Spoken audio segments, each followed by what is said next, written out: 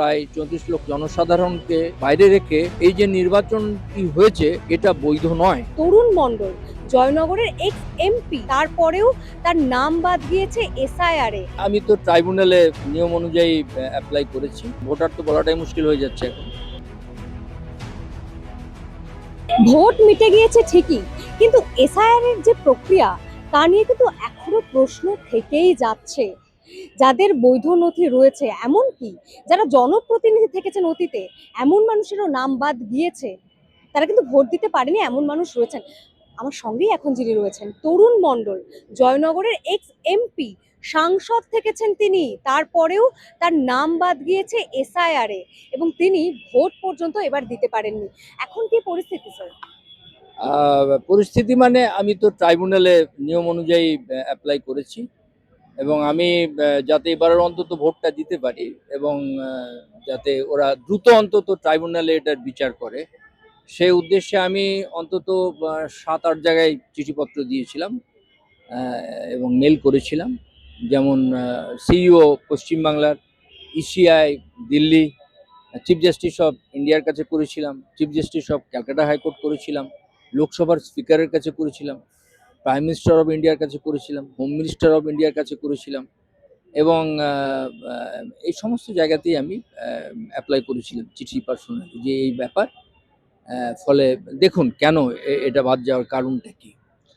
তো একমাত্র president of ইন্ডিয়ার অফিস, সেখানেও আমি লিখেছিলাম, তার কাছ থেকেই আমি একটা উত্তর পেয়েছি এপ্রিল মাসে, বোধহয় 18-19 তারিখের দিকে, যে তিনি এটা আর্জেন্ট বেসিসে চিফ ইলেকশন কমিশনার অফ ইন্ডিয়ার কাছে পাঠাচ্ছেন, যাতে তারা এটা অ্যাটেনশন দিয়ে দেখেন, এরকম একটা ল্যাঙ্গুয়েজ, উইথ প্রপার অ্যাটেনশন, যাতে এটা বিচার করা হয়। তো যা হোক, সে বিচার তো হয়নি। আমি এখন যেখানকার ভোটার তো বলাটাই মুশকিল হয়ে যাচ্ছে এখন, নাগরিক বলা ভালো, কারণ এখনো বেনাগরিক হয়তো বলেনি, বলবে, যে হাওড়া দক্ষিণ বিধানসভা, এবং সেখানে আমি হচ্ছি আপনার যে অ্যাড্রেস আমার আর কি, সেখানে আমাদের ভোট ছিল এবার দ্বিতীয় দফায়, অর্থাৎ 29 এপ্রিল।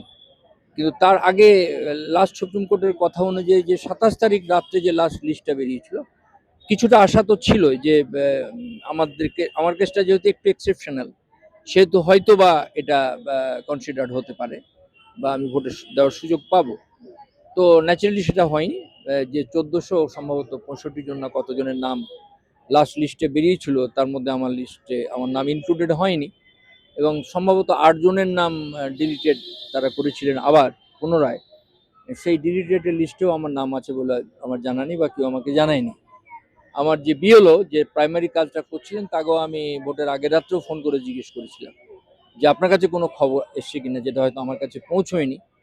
তো তিনিও বললেন যে না স্যার, কোনো খবর এখনো অন্তত আমার কাছে নেই। এটা খুবই, মানে উনিও সেই কথাই বললেন যে খুব দুর্ভাগ্যজনক যে আপনার নাম থাকছে না, ইত্যাদি ইত্যাদি।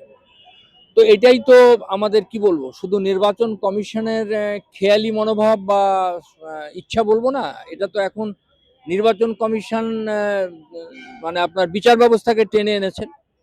ফলে অ্যাডজুডিকেশন যারা করেছিলেন, তারাও আমাদের ডিস্ট্রিক্ট লেভেল বা সমপর্যায়ের যারা জাজ ছিলেন, বিচারক ছিলেন।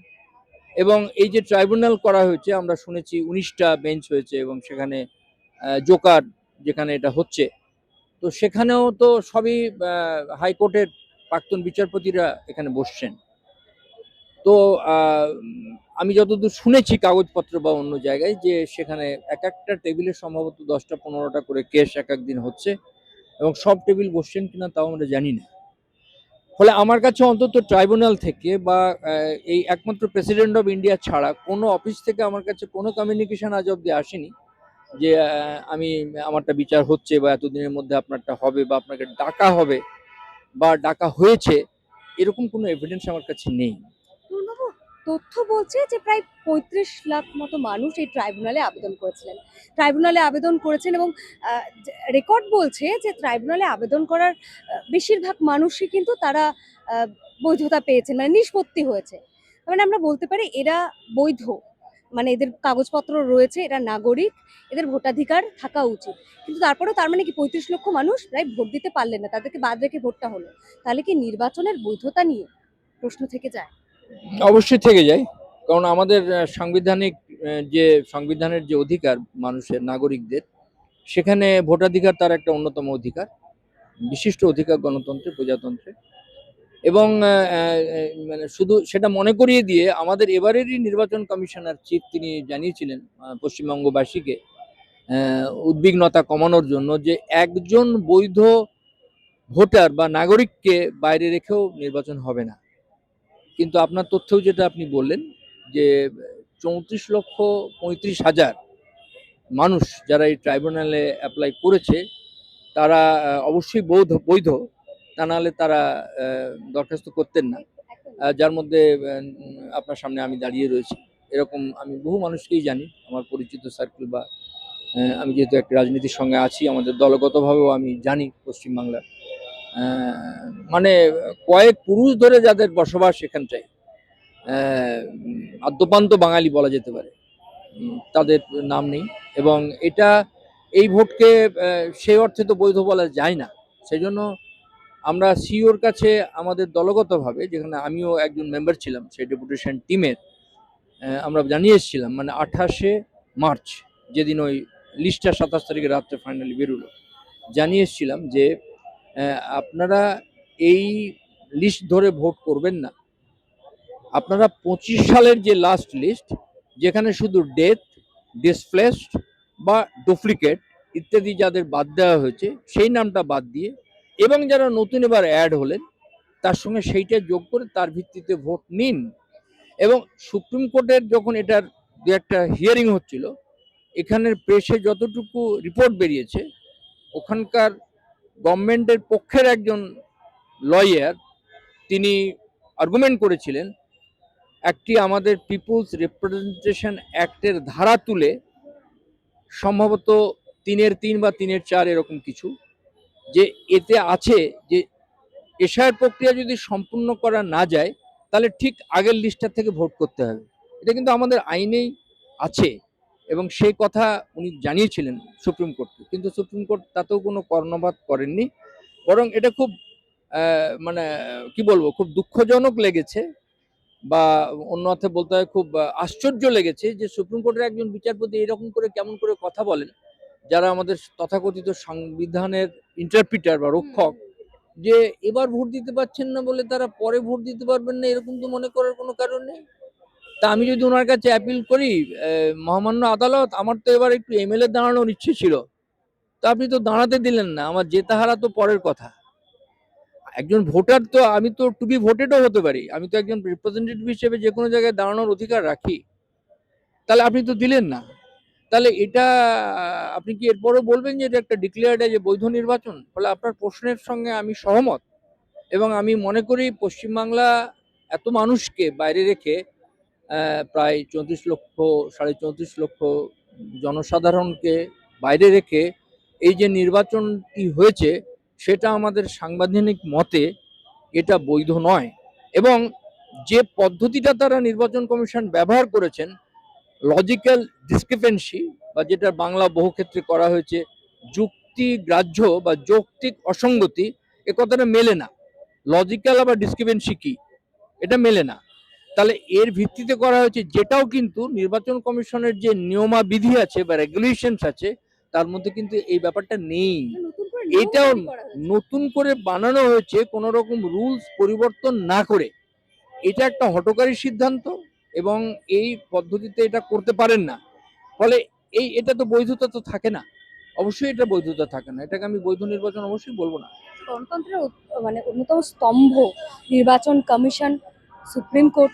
আপনি বললেন যে ভূমিকা নিয়ে প্রশ্ন তুলতেই হয় সুপ্রিম কোর্টের। এসআইআর এর প্রক্রিয়া যা নির্বাচন কমিশন করেছে তা নিয়ে বারবার প্রশ্ন উঠেছে। তাহলে কি আজ গণতন্ত্র বিপন্ন? গণতন্ত্র বিপন্ন অনেক দিন থেকেই আমাদের দেশে। প্রজাতন্ত্র বলুন, গণতন্ত্র বলুন, ভোট পার্লামেন্ট বলুন, ভোট ডেমোক্রেসি যাকে বলা হয়, বহুদিন থেকেই বিপন্ন আমাদের দেশে। আমাদের কাজে মানে কিছু কি বলবো, মানে মানে সবই প্রায় খুলে পড়েছে আমাদের গণতান্ত্রিক ধাঁচার। মানে বেঁচে কুচে থাকা সেই খুদকুড়োর মতো কিছু বেঁচে আছে, যেটুকু ধরে আমরা এখনো বলি এটা গণতান্ত্রিক ধাঁচাটা রয়েছে। আজকে এগুলোকেই আমরা বলি যে গণতন্ত্রের মধ্যেও অটোক্রেসি ঢুকছে বা স্বৈরতন্ত্র হচ্ছে, স্বৈরতান্ত্রিক চিন্তা ভাবনা। এবার যে government of India, central government বর্তমানে যারা আছেন, তারা যেভাবে নির্বাচন কমিশনকে ব্যবহার করলেন, যেভাবে গণতন্ত্রের আরেকটি বড় স্তম্ভ যেটা হচ্ছে কোর্ট, জুডিশিয়ারি, তাকে ব্যবহার করলেন, এবং অ্যাডমিনিস্ট্রেশন অর্থাৎ যে আমাদের আমলাতান্ত্রিক ব্যবস্থা সেটাকে ব্যবহার করলেন, আরেকটি তো জানেন সবাই মিলিটারি ব্যবস্থা। এই যে তিনটে মূলত ওদের মিলিটারি, আমলাতান্ত্রিক ব্যবস্থা এবং জুডিশিয়ারি, এই মিলিটারিকে হয়তো সরাসরি নামাননি, কিন্তু আমলাতন্ত্র সমস্ত যেভাবে আগাপাঁচতলা বদল করে দিয়ে এবং কেন্দ্রীয় আর্ম ফোর্সকে যেভাবে ব্যবহার করা হয়েছে, এবং তারা সর্বৈবভাবে প্রমাণ করে দিতে পেরেছেন তাদের আচরণ দ্বারা যে তারা নিরপেক্ষতা বজায় রাখেননি। যেমন করে নির্বাচন কমিশনও, যার প্রতি প্রত্যেকের আশা থাকে যে সে নিরপেক্ষতা দেখাবে, সেও দেখায়নি। ফলে আজকে গণতন্ত্রের যতটুকু ঠাটবাট ছিল, যেটাকে আমি বলতে পারি, এই ঠাটবাটটা আজকে চূড়ান্তভাবে পদদলিত হচ্ছে এবং ভবিষ্যতে আরও হবে। এবং এটার নমুনা হিসেবে আমরা আগেই তখন সমস্ত গণতান্ত্রিক দল, বামপন্থী দল, আমরা এর প্রতিবাদ করেছিলাম। যখন এই ব্যবস্থার মধ্যেও ওই যে বললাম বেঁচে কুচে যতটুকু আছে, যেমন চিফ ইলেকশন কমিশনার যে হবেন, সেটা আগে আমাদের নিয়ম ছিল prime minister, opposition leader in the parliament, and third হচ্ছে CJI of India, chief justice of India. এই তিনজন মিলে তারা ডিসাইড করবেন। তাহলে তবু একটা আপাত নিরপেক্ষতা বোঝায়। কিন্তু পরে এই রুলটাকে, আইনটাকে চেঞ্জ করে এই প্রেজেন্ট ডিসপেন্সেশন অর্থাৎ বিজেপি গভর্নমেন্ট করলো কি, এনডিএ গভর্নমেন্ট করলো কি, তারা বলে দিল যে বিরোধী পক্ষের নেতার আর দরকার নেই। মানে ডেমোক্রেসি প্রথমেই কাট করে দিল, বিরোধী শূন্য ডেমোক্রেসি হয় না। কাট করে দিয়ে বললো যে আমাদেরই আরেকজন কেউ না কেউ ক্যাবিনেট মিনিস্টার থাকবে আর সিজিআই থাকবে। তাহলে এমনিতেও মানে অ্যারিথমেটিক্যালি 2:1 হয়ে যাচ্ছে।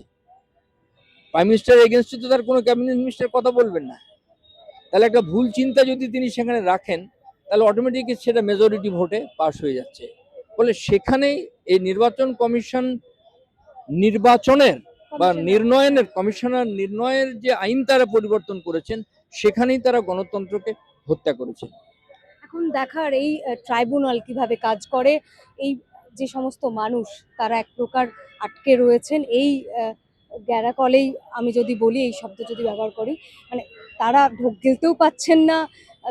মানে এক প্রকার এই যে একটা অসহায় অবস্থা, কি হবে? আপনিও সেই পরিস্থিতিতে আছেন। লড়াই হবে, আন্দোলন হবে এবং এই সময়টা হয়তো একটু নির্বাচন হয়েছে, সরকার গঠন হবে ইত্যাদি, অ্যাডমিনিস্ট্রেশন এখন নাড়াচাড়া করছে, নানান জায়গায় কিছু টার্ময়েলস হচ্ছে, ফলে একটু একটু স্থিতিটা হয়তো 5-7 দিন 10 দিন লাগতে পারে। কিন্তু পশ্চিমবাংলার মনে রাখবেন, বা আমাকে এর আগেও একজন জিজ্ঞেস করছিল, আমি বলেছি, ধরুন এই 30 লক্ষ, আমি কাটছাট করে ধরে নিলাম 30 লক্ষ লোক আছে, তার পরিবারের লোকেরা আছে এবং তাদের আত্মীয় স্বজনরা আছে। আমি কোনো পলিটিক্যাল এন্টিটি যদি বাদও দিই, সাধারণ গণতান্ত্রিক চেতনার মানুষ যদি এর পাশে আসে, তাহলে এমনিতেই সেই সংখ্যাটা 1 কোটি মানুষ ছাড়িয়ে যাবে পশ্চিমবাংলায়, যারা এই লড়াই আন্দোলনে নামবে। এবং সেটা সেদিন সুদূর নয়, আর এই মাসের মধ্যে আপনারা দেখতে পারবেন এসআইআর নিয়ে তীব্রভাবে লড়াই আন্দোলন হবে।